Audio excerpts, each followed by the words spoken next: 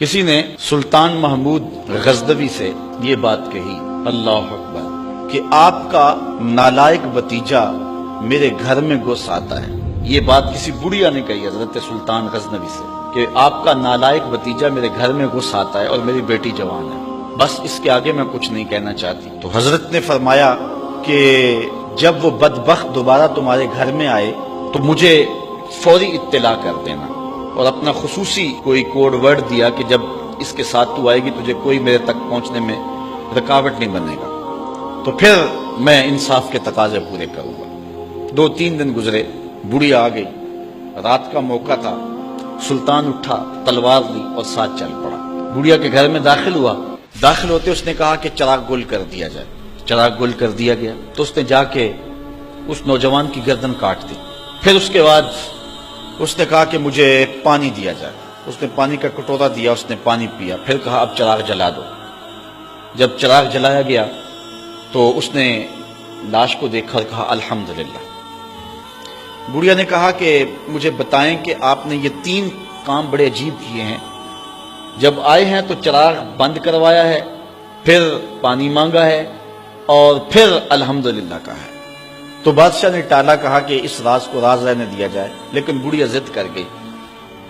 تو بادشاہ نے کہا سنو کہ تم نے کہا تھا کہ آپ کا بھتیجا ہمارے گھر میں گھس آتا ہے اور میری بیٹی جوان ہے، تو جب میں تمہارے گھر داخل ہوا تو میں نے چراغ اس لیے بجھوا دیا تھا کہ کہیں عدل کے تقاضے پورے کرنے میں رکاوٹ نہ بنے اور بھتیجے کا چہرہ مجھے انصاف کرنے سے روک نہ دے، تو میں نے اس لیے چراغ بجھوا دیا۔ کہا بات سمجھ آ گئی۔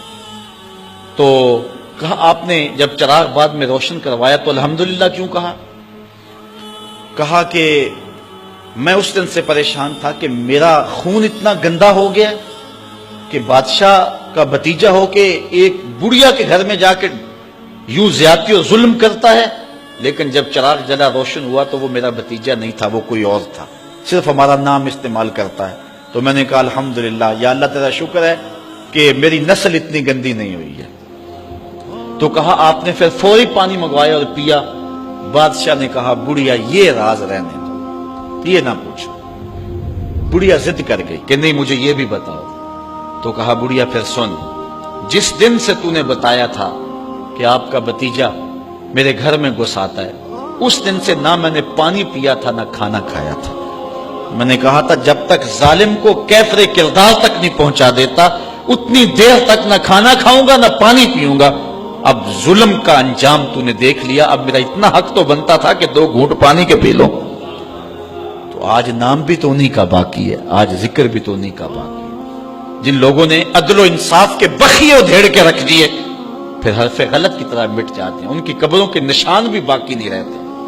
دنیا کے اوپر کتنے لوگ تھے، رضا شاہ پہلوی دیکھ لیں، ایران کا شہنشاہ ایران دیکھ لیں، کہ پھر بعد میں دیکھیے کہ ان کو قبر کے لیے جگہ نہیں مل رہی ہے۔